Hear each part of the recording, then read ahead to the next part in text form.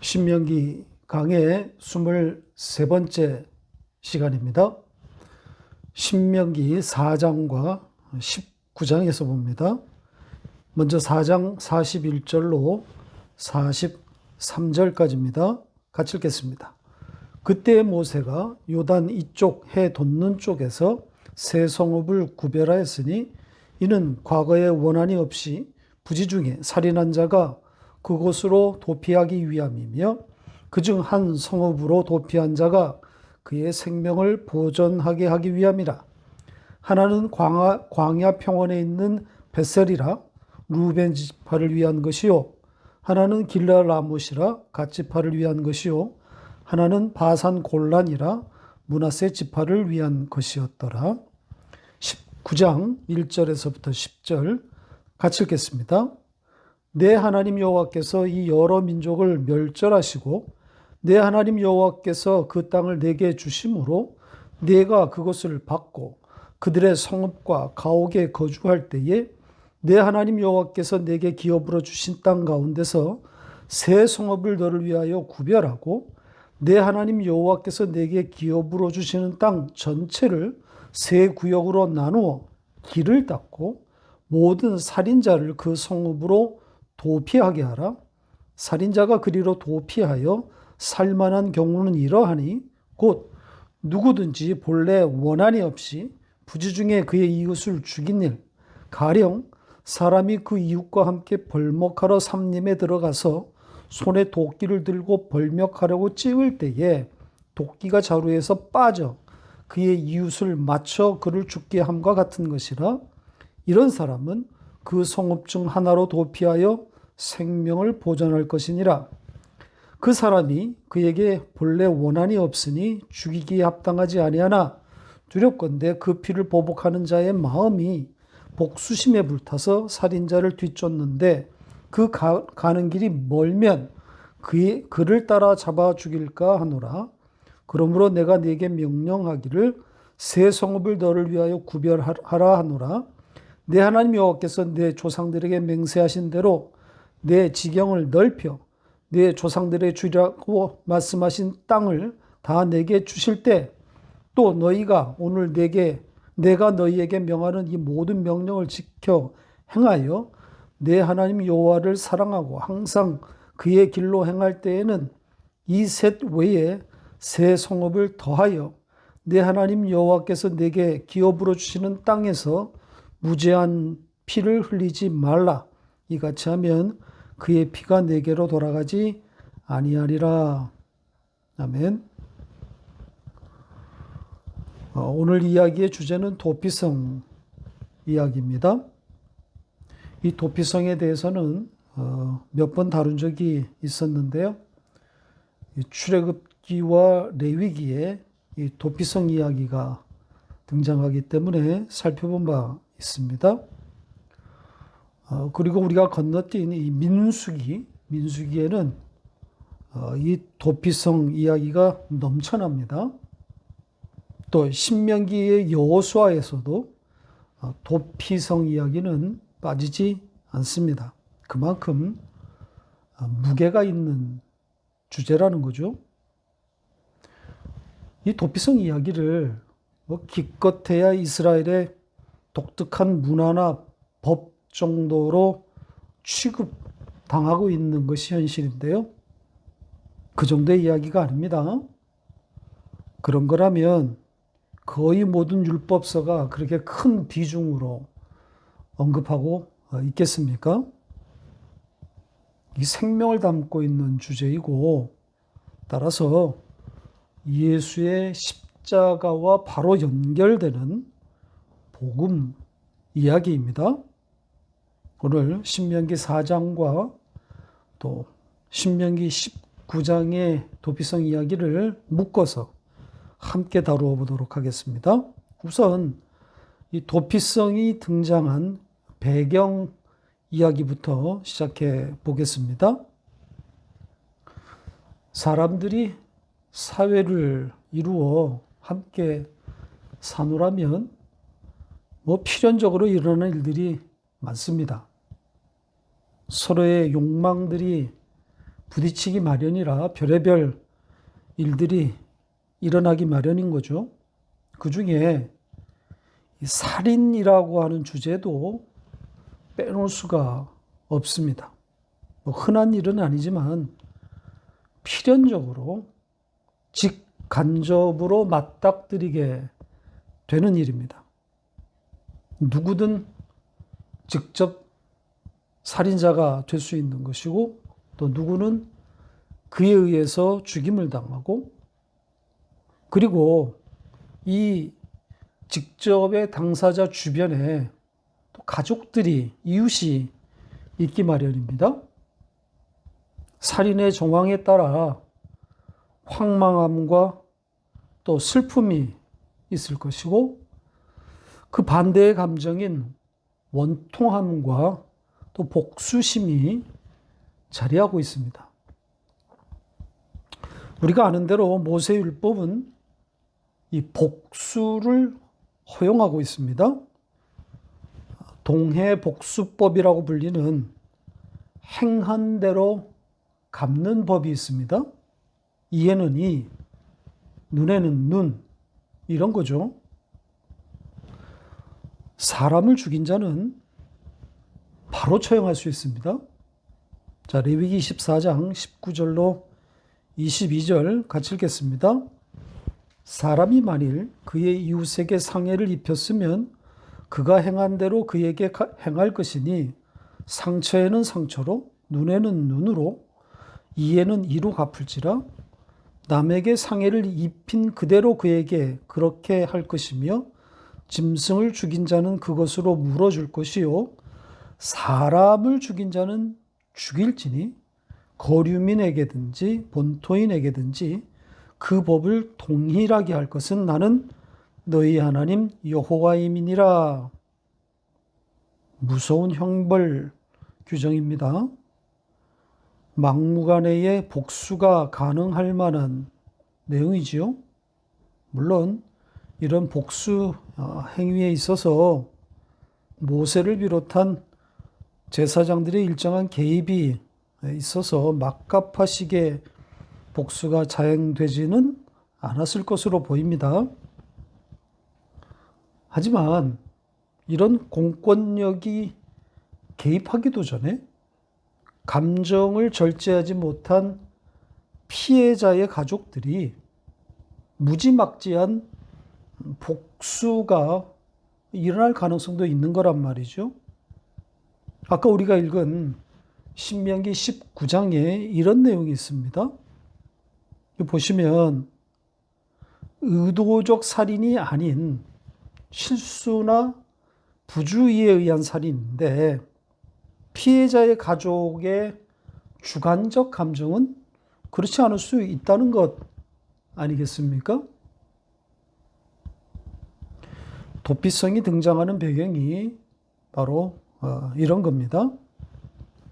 권위를 가진 공권력이 공정한 개입을 하기도 전에 복수가 발생할 수 있단 말이죠. 그런 잘못된 복수를 막기 위해 도피성 제도가 등장했다고 할 수 있습니다. 좋은 법입니다. 무분별한 복수를 막을 수 있는 훌륭한 제도라고 할 수 있을 겁니다. 자, 그러나 이것을 가지고 성경의 우수성을 변증하려고 하면 성경의 취지와는 달리 엉뚱한 길로 빠지게 되는 겁니다. 그런데 여전히 그런 이야기를 하고 있는 사람들이 있어요. 십계명과 같은 이 성경의 고대 이스라엘의 율법을 가지고 그것을 들어 성경의 우수성, 하나님의 탁월성, 이런 것들을 변증하고 있단 말이죠. 이 법, 이런 규정들을 가지고 하나님 되심을 증거하려고, 변증하려고 하고 있단 말입니다. 과연 세상이 설득이 될까요? 학자들의 일반적인 견해는 이 십계명과 같은 이런 법, 성경의 법 이전에 고대 문명 사회에도 이와 흡사한 법이 이미 존재했었다고 그렇게 말하고 있습니다. 오히려 성경의 십계명이 그 고대법을 인용한 것이라 이렇게까지 주장하고 있단 말입니다. 자, 이런 방식으로 성경을 읽으면, 이렇게 접근하면 방어하기 어려워지는 대목들이 적지 않게 있습니다. 지난 출애굽기, 레위기 강의 곳곳에 제가 이런 지적들을 해 놓았는데요. 참고하시기 바랍니다. 자, 그러면 오늘 본문으로 돌아가서 도피성 이야기를 계속 이어가 보겠습니다. 신명기 4장과 19장 공의 세 개의 도피성 이야기를 하고 있습니다. 그러니까 요단 동편에 이미 거주하게 된 그 두 지파 반 이야기가 되는 거겠죠. 루벤 지파, 갓 지파, 그리고 므낫세 반 지파. 이 루벤 지파를 위해서는 벳셀이라고 하는 이 평원에 있는 성읍을, 그리고 갓 지파를 위해서는 길르앗 라못을, 그리고 므낫세 반 지파를 위해서는 바산 골란을 도피성으로 그렇게 지정하게 됩니다. 그러니까 살인자의 마을이 요단 동편에 세 개가, 세 성읍이 생기게 되는 거죠. 그리고 이후에 이 세 개에 더해 요단 서쪽, 그러니까 가나안이죠. 가나안에도 세 개의 도피성이 더 지정되게 됩니다. 오늘 본문 19장 9절에 예고되어 있죠. 실제로 가나안에 들어가서 갈릴리 북쪽에는 게데스, 또 중부에는 세겜, 그리고 남쪽에는 헤브론이 도피성으로 후에 지정되게 됩니다. 제가 지금 열거한 이 성읍들 아시는 대로 작은 성읍들이 아닙니다. 이 몇 명 되지 않을 것으로 보이는 살인자들을 위한 피난처로는 상당히 큰 규모의 성읍들입니다. 이 헤브론 같은 도피성은 후에 다윗 왕국의 수도가 되지 않습니까? 그리고 이 헤브론은 아브라함을 비롯한 이 이스라엘의 조상들의 묘 막벨라 굴이 거기에 위치하고 있지 않습니까? 자, 이런 살인자의 성읍이 왕국의 수도가 된다? 다윗 왕의 기름 부음이 거기서 있었다? 상징하는 바가 있지 않겠습니까? 지금부터 그 이야기를 하려고 합니다. 도피성 이야기가 왜 복음인지, 왜 예수의 십자가 이야기인지를 이제 시작해 보겠습니다. 자, 우선 요단 동편의 이 세 성읍의 위치에 관한 언급을 좀 살펴보겠습니다. 4장 41절을 다시 볼까요? 이 세 성읍에 대해서 해 돋는 쪽이다, 이렇게 말하고 있지 않습니까? 동쪽을 말하고 있는 겁니다. 자, 바로 이 동쪽, 이 동쪽이 의미하는 바 무엇을 상징하고 있는 걸까요? 이 단어가 쓰여진 좀 다른 몇 곳을 좀 가보겠습니다. 우선 민수기 2장을 가볼까요? 2장 2절로 3절 같이 읽겠습니다. 이스라엘 자손은 각각 자기의 진영의 군기와 자기의 조상의 가문의 기호 곁에 진을 치되 해막을 향하여 사방으로 치라. 동방 해 돋는 쪽에 진칠 자는 그 진영별로 유다의 진영의 군기에 속한 자라. 유다 자손의 지휘관은 암미나답의 아들 나손이요. 이 출애굽한 이스라엘이 가나안을 향해 진군할 때 이 지파 배치에 관한 내용입니다. 자, 여기에 해 돋는 동편, 동방 해 돋는 쪽, 여기 어느 지파가 배치되었습니까? 보시는 것처럼 유다 지파입니다. 다음 장인 민수기 3장에는 모세가 바로 이 자리에서 직무를 보고 있는 내용이 나옵니다. 보시죠. 3장 38절 같이 읽겠습니다. 성막 앞 동쪽 곧 회막 앞 해 돋는 쪽에는 모세와 아론과 아론의 아들들이 진을 치고 이스라엘 자손의 직무를 위하여 성소의 직무를 수행할 것이며 외인이 가까이 하면 죽일지니라. 자, 모세와 아론 그리고 아론의 아들들이 바로 이 해 돋는 쪽에서 직무를 보고 있다 그러죠. 전부 기름 부음을 받은 제사장들 아닙니까?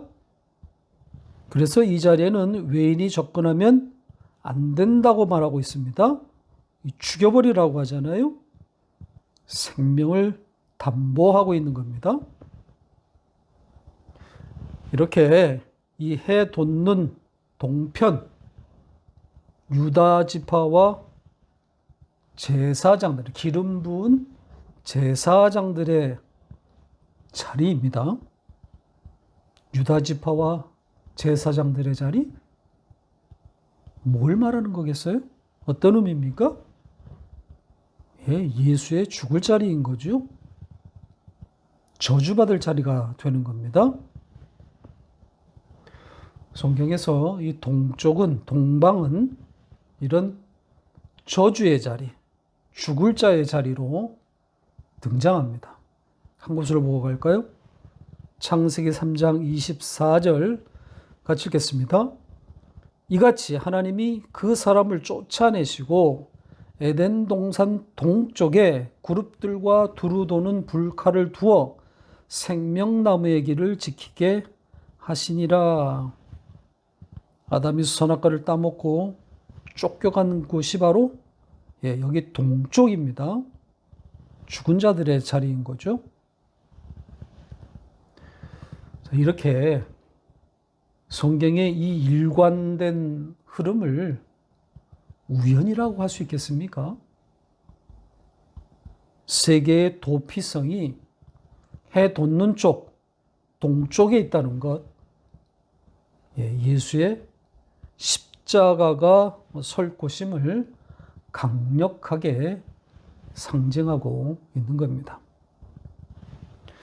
자, 두 번째로 살펴볼 대목은 이 세 성읍을 구별했다는 내용입니다. 다시 4장 41절을 볼까요?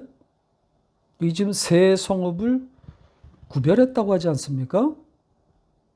이 구별하다로 번역된 이 단어가 예사로운 단어가 아닙니다. 신명기 19장에서도 이 단어가 반복해서 등장합니다. 보시죠. 보시는 것처럼 2절과 또 7절에 반복해서 이 단어가 사용되었습니다. 이게 빠따르라는 동사인데요. 나누다, 쪼개다, 자르다 이런 뜻입니다. 자, 바로 이 단어 창세기의 창조의 언어 아닙니까?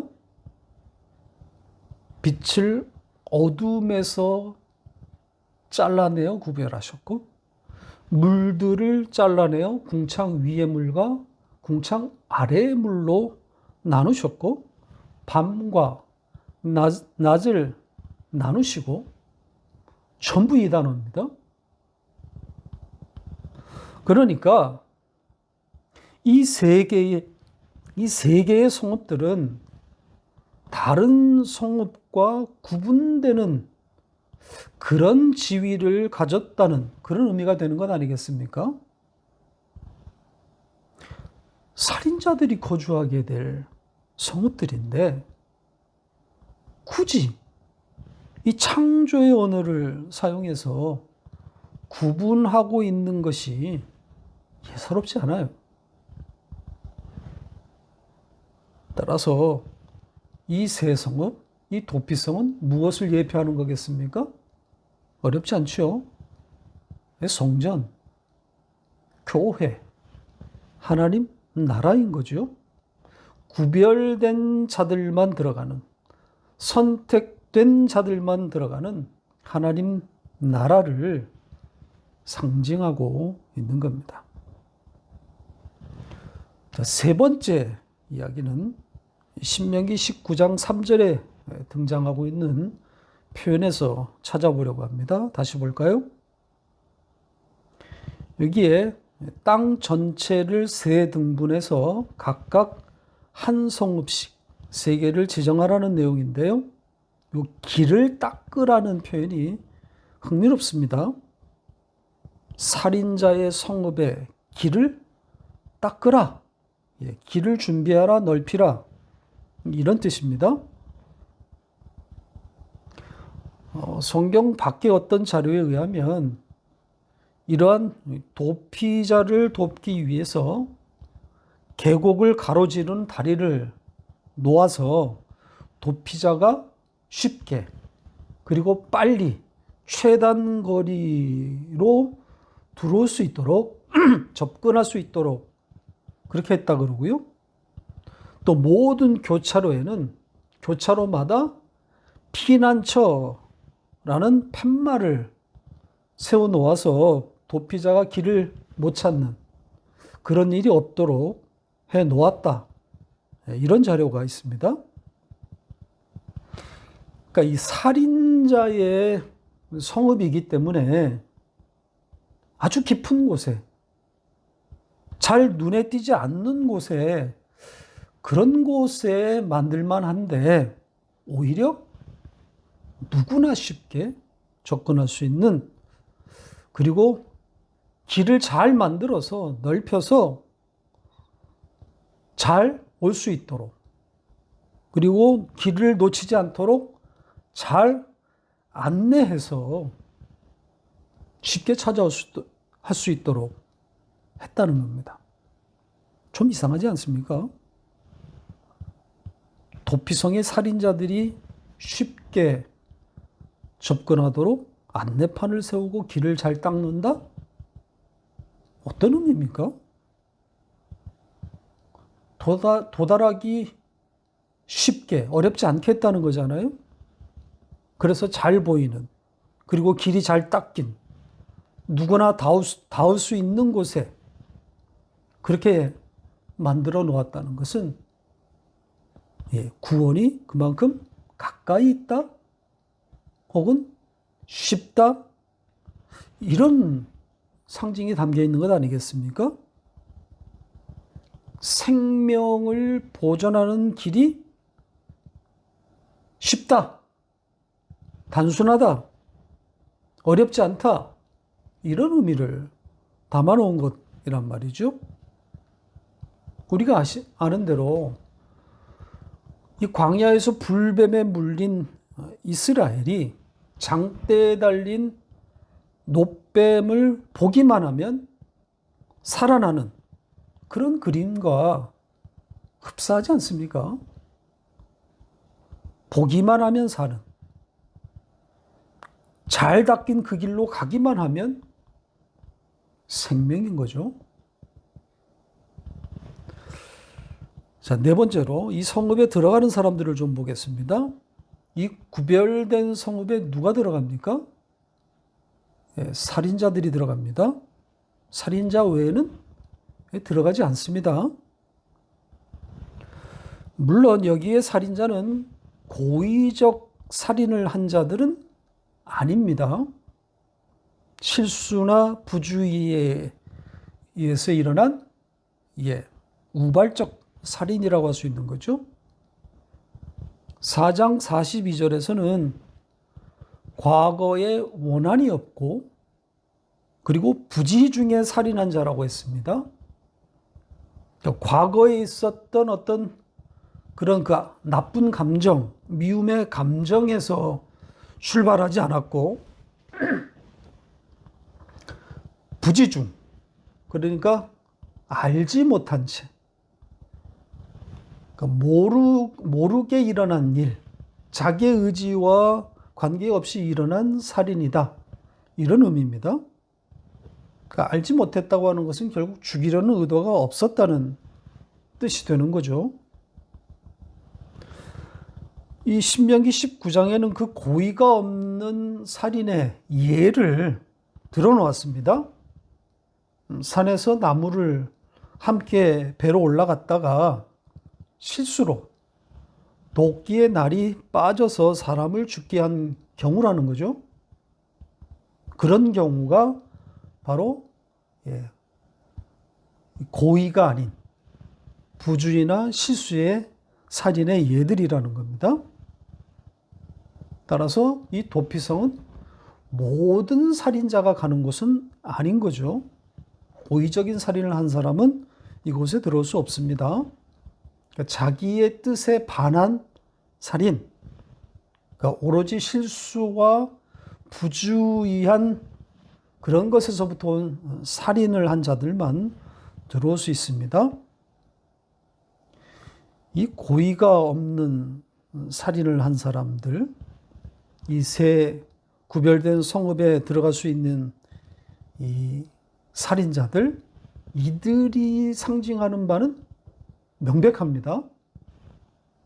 하나님의 택한 백성들, 즉 성도를 상징하고 있으면 분명하죠. 왜냐하면 하나님께서 구별하신 바로 그 도피성으로 들어가는 자들 아닙니까?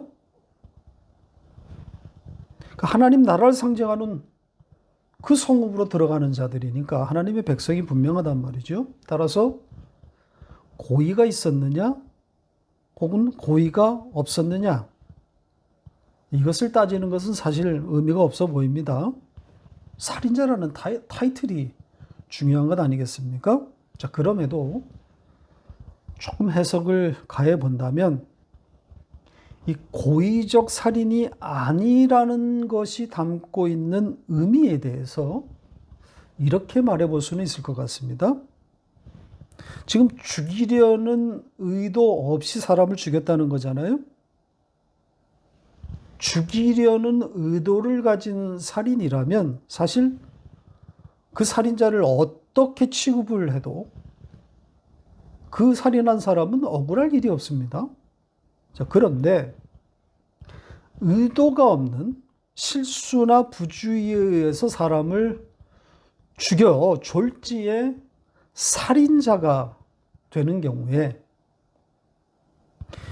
죽임 당한 사람에게는 아주 정말 미안하고 안타까운 일이겠지만 이 고의성이 없는 살인을 살인자의 입장에서만 보면 참으로 억울할 수도 있는 겁니다. 내가 죽이려고 한 것이 아니지 않는가. 나도 모르게 내 의사에 반한 살인, 아니 사고사란 말입니다. 그런 갑갑한 노릇인 거죠. 자, 이렇게 내 의사와 상관없이 발생한 살인, 졸지의 살인자가 된 나, 여기에 이 살인자, 그 살인자가 담고 있는 의미가 뭐겠습니까? 상징이 뭐겠습니까? 선악과를 물고 태어나 이 죄덩어리, 죄 그 자체인 우리의 처지, 우리의 형편을 담고 있는 것은 아닐까요? 인간 쪽에서 보면, 우리 쪽에서 보면 사실 이렇게 태어난 것이 억울할 수도 있을 거란 말입니다. 나와 상관없이 나는 그냥 우상 숭배자, 그 자체 아닙니까? 태어나기를 그렇게 태어나서 죄를 먹고 마시며 우상 숭배가 본질인 그런 자가 돼버리는 것 아닙니까? 내 의사와 상관없이 우상 숭배자로 태어난 거란 말이죠. 자, 아무튼 이렇게 살인자가 되어서 꼼짝없이 죽게 된 이들이 이 구별된 새 성읍으로 오게 되면 생명이 보존되는 거죠. 다시 4장 42절과 19장 5절을 볼까요? 보시는 것처럼 그 성읍으로 도피한 자는 생명을 보존하게 될 것이다. 이렇게 말하고 있죠. 생명을 보존한다. 이렇게 번역했는데 원문은 그냥 산다입니다. 그리고 완료형으로 표현했으니까 그 성읍에 들어가는 순간 살았다. 이런 의미인 거죠. 그러니까 들어간 것으로 생명이 주어진 것이다. 이런 뜻입니다. 그러니까 그 성읍으로 들어가기만 하면 구원이라는 의미 아니겠습니까? 따라서 이 새 성읍, 이 도피성이 상징하는 바가 뭐겠습니까? 들어가기만 하면 사는 것이니까. 예, 뭐 당연히 예수 그리스도가 명백한 거죠. 예수 그리스도 외에 다른 살 길이 있습니까? 다른 구원의 방도가 있습니까? 예수 외에 살아날 다른 방식이 있습니까? 살인자가 죽음을 면케 되는 이 사는 길, 이 도피성은 예수 그리스도임에 틀림없습니다. 자, 여기에 첨가해서 이제 도피성이 예수 그리스도임을 증거하는 한두 가지 좀 더 추가하고 오늘 말씀을 마치도록 하겠습니다. 도피성 규정에 이 면죄가 취소되는 규정이 달려 있습니다. 그곳으로 가볼까요? 민수기 35장 26절로 28절 같이 읽겠습니다. 그러나 살인자가 어느 때든지 그 피하였던 도피성 지경 밖에 나가면 피를 보복하는 자가 도피성 지경 밖에서 그 살인자를 만나 죽일지라도 피 흘린 죄가 없나니 이는 살인자가 대제사장이 죽기까지 그 도피성에 머물러야 할 것임이라. 대제사장이 죽은 후에는 그 살인자가 자기 소유의 땅으로 돌아갈 수 있느니라. 고의가 없는 살인이라도 도피성 안에 있을 때만 면죄가 되는 것이지, 만약 그 살인자가 도피성 지경 밖으로 나가면 보복살인이 허용된다는 그런 내용입니다. 그러니까 도피성 안에서만 생명이 보장된다는 거죠. 그러면서 도피성 밖으로 나가도 죽지 않는 유일한 방도가 여기에 첨가되어 있습니다. 바로 대제사장이 죽으면 자유가 선포된다는 규정입니다. 참 흥미로운 규정 아닙니까? 이 생명이 도피성 안과 밖으로 그 경계에서 쫙 갈라진단 말이죠. 도피성 안에 있으면 생명이고 나가면 사망입니다. 예수 안에 있으면 생명이고 예수 밖으로 나가면 사망 아닙니까? 같은 이야기를 하고 있는 겁니다. 자, 그런데 대제사장이 죽으면 대제사장의 죽음과 함께 살인자에게 자유가 선포되는 이 예외 규정, 복음을 더욱 강화하고 있는 내용 아니겠습니까? 복음 그 자체입니다. 대제사장의 죽음, 뭘 의미하는 겁니까?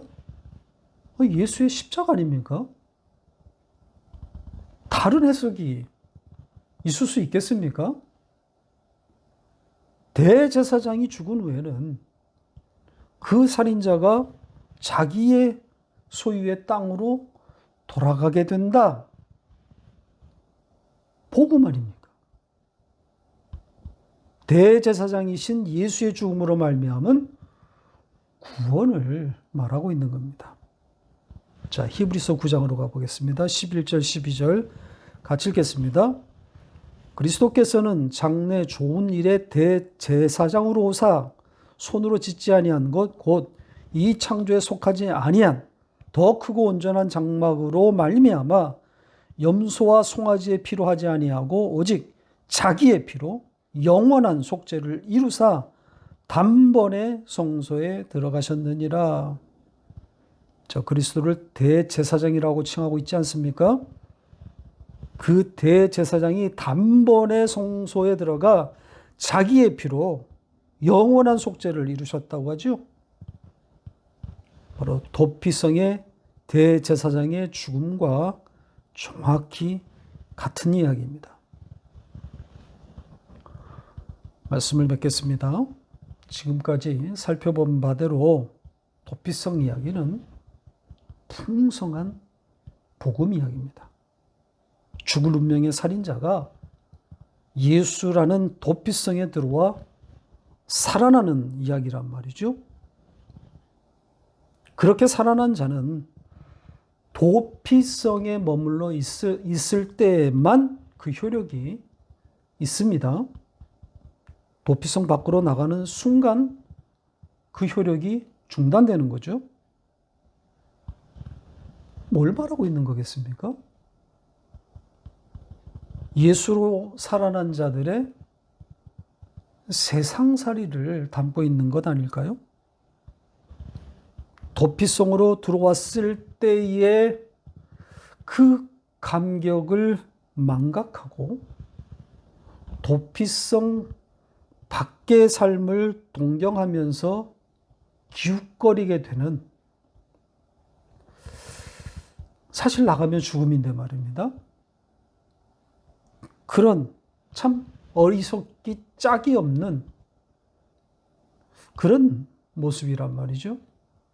이게 바로 이스라엘의 역사란 말입니다.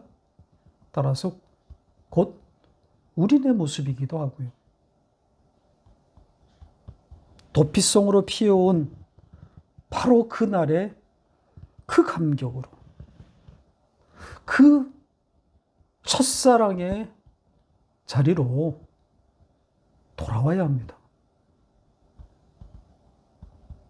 제발 다른 기도하지 마시고 이런 기도로 하나님께 나아가시기를 바랍니다. 도피성의 행복으로 충만하기를 하나님 아버지께 구하시기를 바랍니다.